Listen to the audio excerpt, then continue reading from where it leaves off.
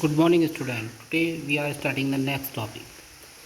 Atoms, the smallest particle of an element which may or may not be have independent existence called atom. देखिए atom जो है किसी भी element का smallest particle है जो इंडिपेंडेंटली रह सकता है या ना रह सकता हो, जैसे कि हाइड्रोजन, ऑक्सीजन, नाइट्रोजन एक्सेट्रा। ये जो है ये ऐसे एटम हैं एलिमेंट के जो इंडिपेंडेंटली नहीं रह सकते, ये एग्जिस्ट नहीं कर सकते हैं।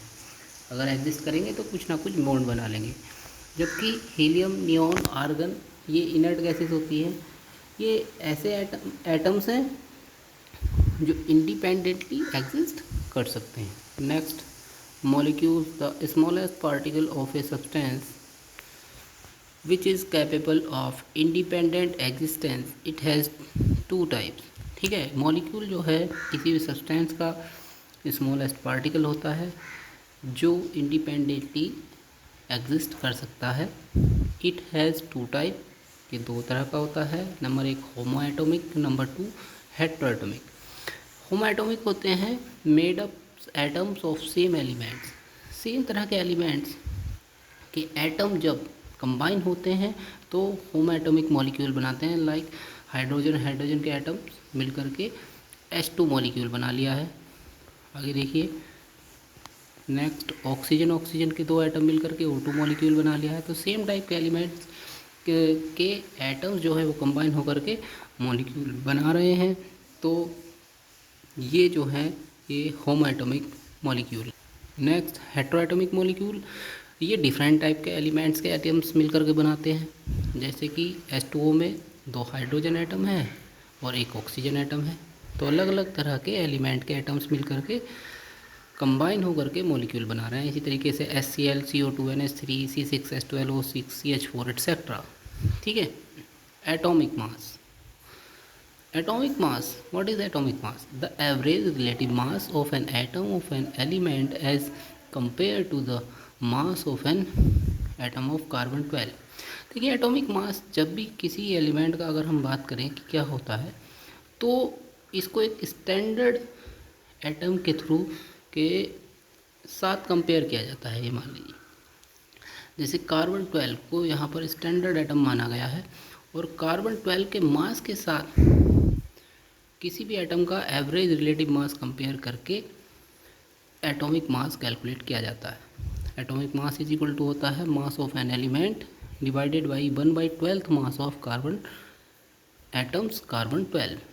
कार्बन 12 जो है वो कार्बन का एक आइसोटॉप होता है और 1 AMU इज इक्वल टू होता है 1.66056 इंटू 10⁻⁻24 ग्राम।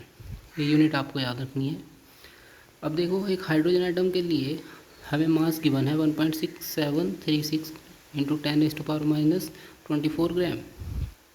तो यहाँ पर हमें इसका एटॉमिक मास कैलकुलेट करना है। तो 1.6736 इंटू 10⁻⁻24 डिवाइडेड बाई 1.66056 इंटू 10⁻⁻24 से हम डिवाइड करेंगे तो हाइड्रोजन का एटॉमिक मास कैलकुलेट होकर के आएगा 1.008 AMU। AMU होता है एटॉमिक मास यूनिट। क्लियर?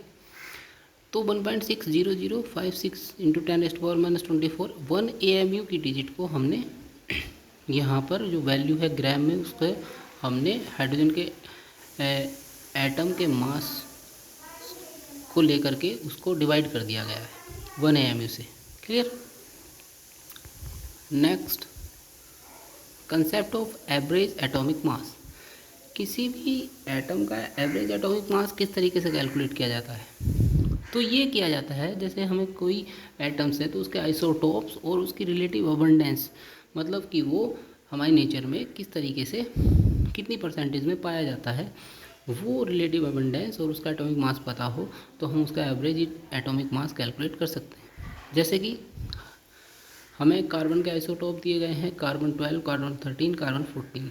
इनकी रिलेटिव अबंडेंस है परसेंटेज में 98.892, इसकी कार्बन 13 की 1.108 और कार्बन 12 की 2 इंटू 10⁻⁻10 के नेचर में इतने परसेंट पाए जाते हैं। इनका एटॉमिक मास आगे दिया गया है रेस्पेक्टिवली। अब अगर हमें कार्बन का एवरेज एटॉमिक मास कैलकुलेट करना है तो हम क्या करेंगे, हर एक आइसोटॉप को लेंगे और उसकी रिलेटिव अबंडेंस और एटॉमिक मास की मल्टीप्लाई करके प्लस नेक्स्ट वाले की मल्टीप्लाई करके इसी तरीके से फिर उससे नेक्स्ट वाले की, जितने भी आइसोटॉप दिए हुए हैं और उन सभी को ऐड कर दें। तो ये टोटल कार्बन का कैलकुलेट होकर के 12.001 यूनिफाइड मास आ जाता है, जिसको यू से रिप्रेजेंट करा गया है। क्लियर। तो इस तरीके से आप किसी भी एटम का एवरेज एटॉमिक मास कैलकुलेट कर सकते हैं। नेक्स्ट है ग्राम एटॉमिक मास और gram atoms. It is the quantity of an element whose mass in gram is numerically equal to its atomic mass. तो देखिए, ये किसी भी एलिमेंट की वो क्वांटिटी है जिसका मास अगर हम ग्राम में लें तो वो न्यूमेरिकली इक्वल होता है उसके एटॉमिक मास के। Like for example atomic mass of oxygen 16 AMU होता है एटॉमिक मास यूनिट में, और ग्राम एटॉमिक मास में कहें ऑक्सीजन को ही तो 16 ग्राम होगा। Molecular mass, molecular mass is the sum of atomic masses of the elements present in a molecule.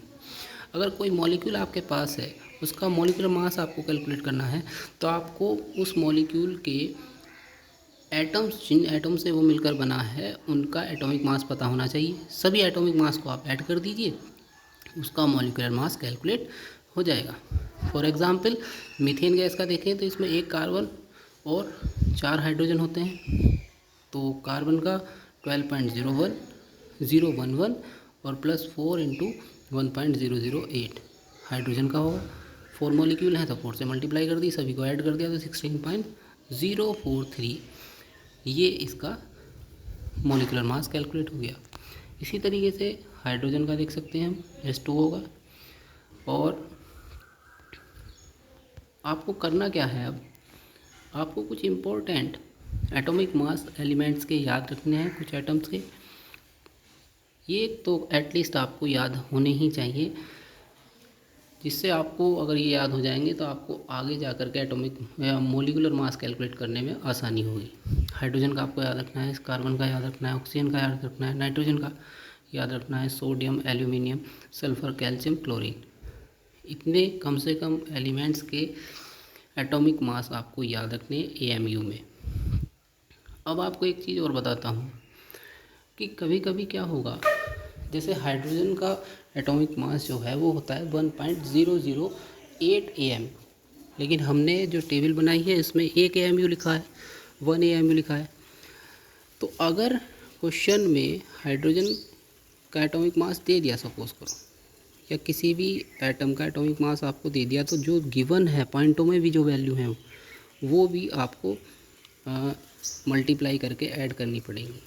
और अगर ऐसे ही कोई मॉलिक्यूल दे दिया उठा करके और उसका एटॉमिक मास उसमें आपको गिवन नहीं दिया, ठीक है, जो गिवन नहीं है उसमें एटॉमिक मास, जैसे C6H12O6 में हमने नहीं बताया कि कार्बन का एटॉमिक मास क्या है, हाइड्रोजन का क्या है, ऑक्सीजन का क्या है, तो आपको ये जो आपकी लर्न की हुई वैल्यू है ये रखनी है। सिर्फ कार्बन की 12 रख देनी है, ऑक्सीजन की 16 रख देनी है, हाइड्रोजन की 1 रख देनी है।